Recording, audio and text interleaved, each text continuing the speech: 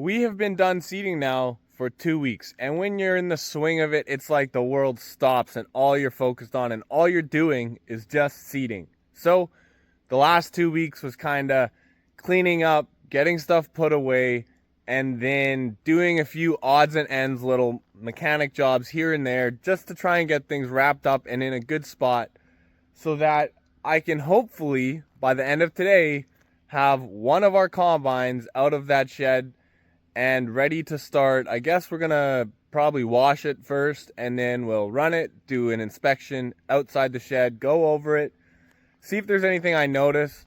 I'll go over my list from last harvest if I wrote down anything that I thought needed to be done, and then we will throw it in the shop and start working on it. So today, like I said, my goal is to get a combine out of the shed. First thing I need to do is I stole a fitting off of this tractor to get the other one going because it broke a fitting for the coolant line. So we're gonna get this one going, hook it up to this air seeder, fill up all the tires with our service trailer. There's a bunch of flats, there always is. We pulled it out because we thought we would use this during seeding, but we didn't, which was a fantastic decision. So we'll do that. We got the Kubota over there. We'll probably get it hooked up to the scraper, get that moved, and clean a few things in the shop so that when I'm ready to put the combine in, we have the space. I'm a huge believer in run the same equipment if you need multiples. And so we have an 875, 895, and 936, which they're not the exact same, but they're all very similar. They use a lot of the same parts. So our 936 broke a coolant fitting up top here.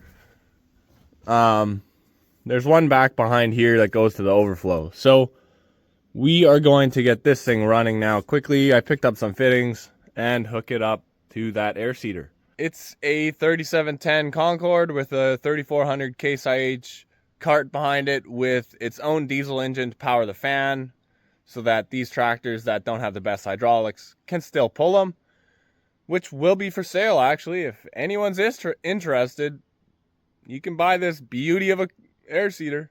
I am so happy that we have this fuel trailer that we built. It's been really nice, and it's got a nice little service body on it. So my tools are there, and then we'll use the compressor and welder, which is also my generator, to fill up the tires. There we go. We got our new hose put on there, so this thing should be good to go. Let's see how this little girl starts. She's been sitting for a little while.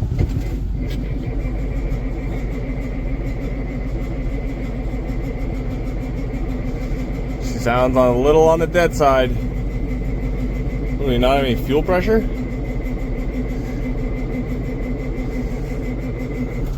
That's weird.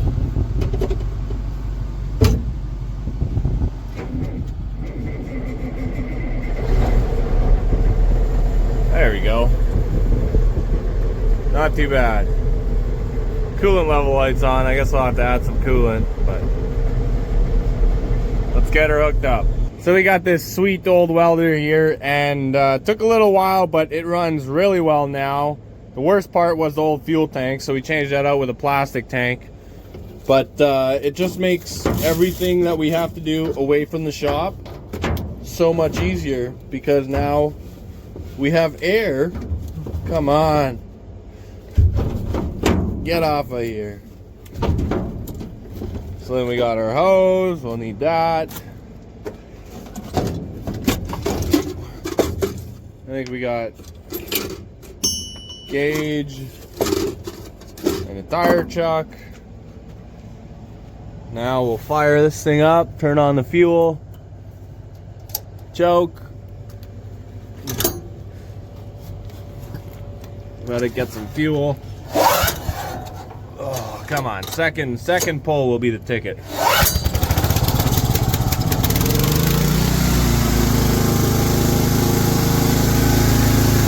Oh, it's still got air. There's only a few tires that need air, but I'd just rather not run them flat, even though I'm literally just going around the bush here.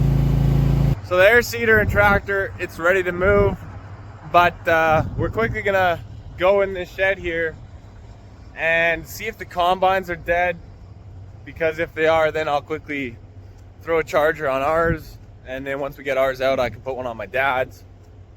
But who knows? Who knows? Maybe it'll start. Usually first start of the year, they need a decent amount of battery because the fuel's drained back. And I mean, you can go up there and pump that primer, but I don't know.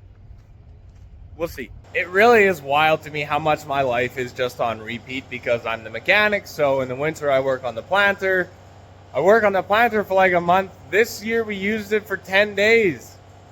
And then we park it. And now I'm going to pull the combines out. And I'll probably spend a month and a half going over both of these combines. And then we'll use them for a month and a half or 2 months. And then we'll park it and start working on the planter again. So, hey, it's fun and I love working on stuff. So at least there's that. We'll quickly, oh, come on. We'll quickly climb up here, see if there's any battery life. If there is, we'll go up there and pump the primer and see if this thing will start. As soon as I'm in here, man, it just smells like home. Oh yeah, this thing is stone dead. I don't think the battery cutoff is off, which probably has something to do with it, but yeah, see there, that's the battery cutoff off. All right, we will open this thing up so that we can get into the batteries. Here's our special tool. Oh, look at all that. Lovely. I can't wait to dive in. We'll get the charger on this thing. Battery doesn't feel bulged or anything, so hopefully we can get another year out of you. Alright, we got it on start boost mode or whatever, so we'll see if it'll go. No, not even close. While we're waiting for charger to do its thing, let's get this air seeder parked, and hopefully I can get out of here without nicking the camper. Oh yeah, lots of room. This yard is just big enough to turn things around in, so I'm glad we made it as big as we could because we can't really make it much bigger. So we're in the shop now and we need to do a bit of cleaning. That van, that's staying there. That's where it's gonna be parked till I strip it down. We're selling parts. I need to get this skid steer project out of here. It's not going anywhere fast. In fact, it should probably just go to the shredder or be stripped down for parts and sold. But that's not really a huge priority. So this, I need to put the cab down on it, which is gonna be interesting and probably fairly violent. We'll get the cab down on that, hopefully drag that thing out of here. And then we've got some miscellaneous stuff here that we're gonna clean up. Maybe tuck it in that front corner there. Still some seed bags and some garbage from seeding that we'll take care of. And then there's my pallet of Sunnybrook parts that we're putting in the combine, which I'm super excited about. And I think we'll have a pretty good comparison. Exact same combines. One's going to have fresh factory parts in it, and one's going to have fresh upgraded Sunnybrook parts in it. And it'll be a good test and comparison, and you'll really be able to see whether these parts are worth the money and they pay for themselves. And I'm hoping they do, because that pallet there, concave cylinder and impeller, was $17,000. That's more than twice what my truck costs. Farming, the numbers, the price, sometimes it makes a guy sick, but you kind of just get numb to the big numbers at some point. So let's grab the Kubota, see if we can't just pull that cab back down on that thing. I don't know. We'll see what happens. It'll be interesting.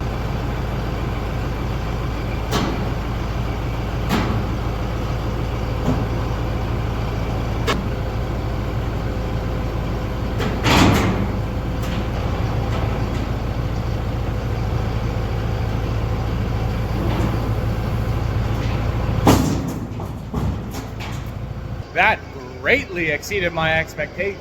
So we're gonna take all our miscellaneous parts, throw them in the cab, and pull this thing out of here. And then it has been sitting here for 3 years for no point. But hey, some things just don't work out. Now we've got it all hooked up. The cab went down fantastic. So now I'm just gonna drag this thing to its final resting spot, and then maybe eventually we'll find a parts one and get one fixed, or we'll just send it to the shredder or part it out. Now the question is, where do I put this thing so that it's somewhat accessible if I want to start stripping it down, but also out of the way? And I think the best thing I can come up with is just tuck it right in there, and then we'll try and make sure something happens to it within the year. It's one of those days where you can do a lot of little things and feel like you made a lot of progress. So we've got the oil pressure sensor for our 765. We're gonna quickly throw that in. We'll probably keep the old one just in case, but I think this is gonna be the problem, because our oil pressure, it'll spike all the way to 150, which would be the top end of the readings. And then sometimes it'll drop all the way down to 0. So kind of indicates the sensor's going bad. But then every now and then it would come back to life. So $300 later, we got the sensor. Let's throw it in. Shouldn't be too bad. Thankfully, it's nice and accessible. So there's the sensor right there that we're changing. I'm sure it'll be pretty easy to just throw the 16 mil wrench on here and get it loosened up. There we go, we're on it decently. And it's spun. Let's hope it's spinning the sensor. Oh, it is. It's spinning the sensor and not the fitting or the adapter. So just like that, we'll have a new one on there in no time. Okay, so we got the new sensor on there. We put in a new O-ring. Let's fire this thing up. Make sure that the oil pressure is reading well and we don't have any leaks, and then we can call that one good. It's really weird how they have the electronics laid out in this thing. Like, we have to turn that screen on before any readings will come through this screen. So got that one powering up. Well,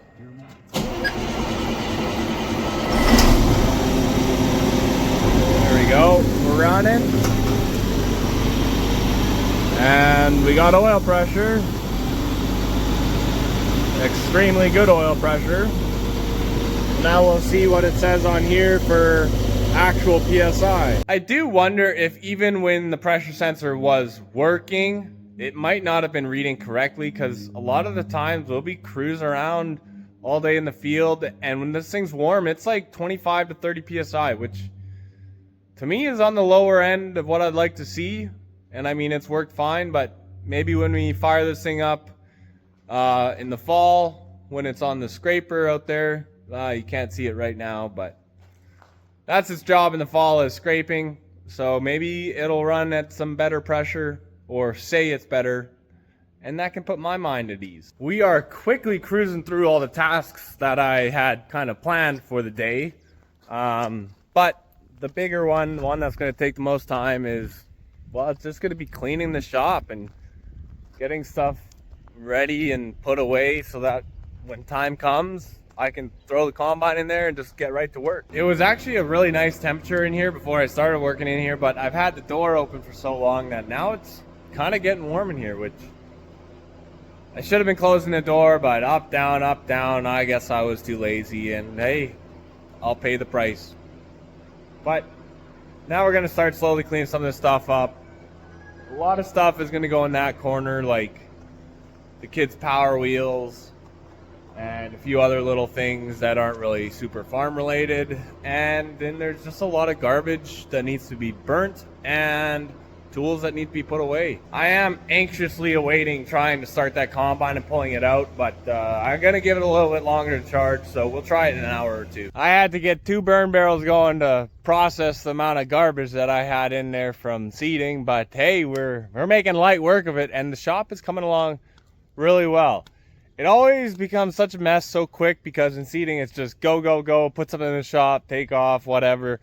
And it's not necessarily a lot of stuff, it just has to be put back and put in the right space and cleaned up. So I don't know, I've been at it for an hour and a half, something like that. I'm just waiting to throw this last box in here, and then maybe we'll go and try and fire up that combine. I want to get it outside, take a look at it yet today. We've definitely cleaned up a bunch of space. Everything is onto the edges. That pallet I need to move, but I gotta go get my little Kubota tractor to just push it out of the way. And not much over here. Those fans are out of the house, which we were gonna get rid of them, but I think they'll still work for what I want in here to keep some airflow on me when I'm working on equipment.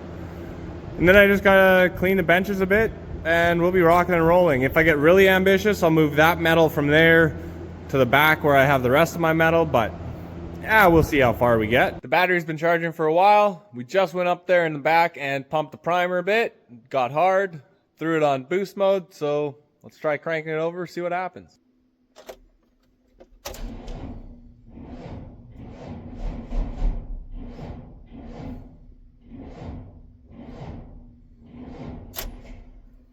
Nope. All right, here we go again. Hey, it's alive. There we go. First one of the big combines is out. So I don't know, we'll probably fire it up here and run it, take a look, see what I think. And then we're gonna wash this thing before I start working on it. And I think we will just right away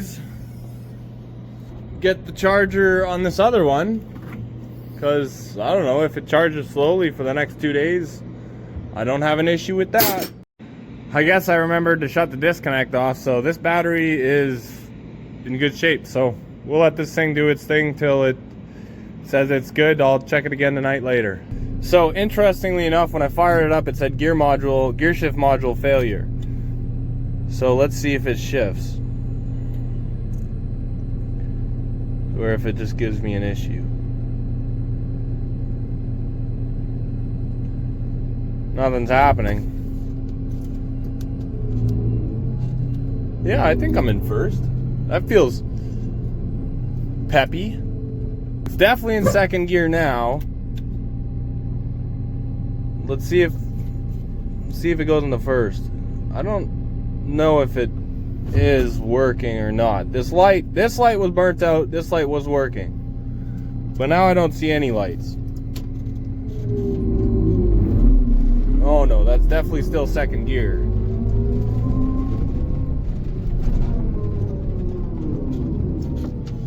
I want to see if it'll put me in neutral, but I also don't want to just get stuck in neutral.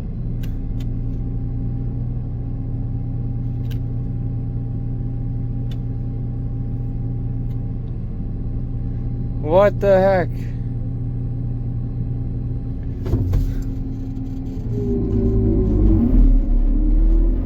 Yeah, we're in second gear.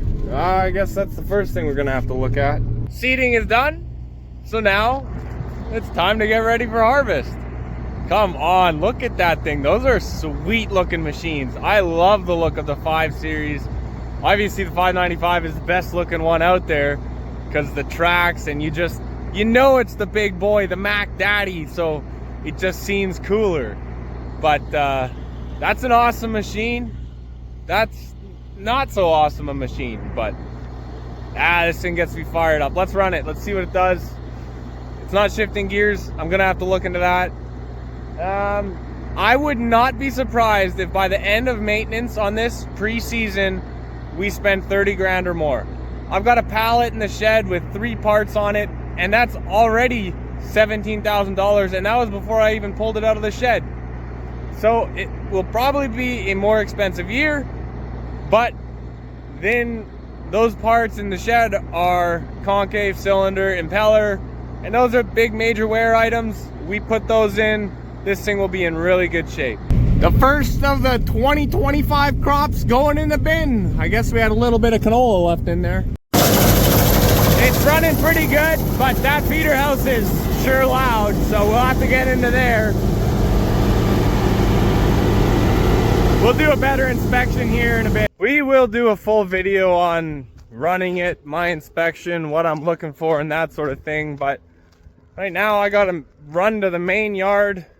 I am hauling the Cat 70 scraper a couple hours away to Winkler tomorrow to get it worked on, gone over, and I want to have everything I need first thing for tomorrow because it could be a long day. So we're gonna pick up a bunch of things I need tonight, and that way tomorrow should be a bit smoother. Well, that was my day, and now we are finishing it off by driving the van and playing in the equipment. Everyone's really excited to see the combine out.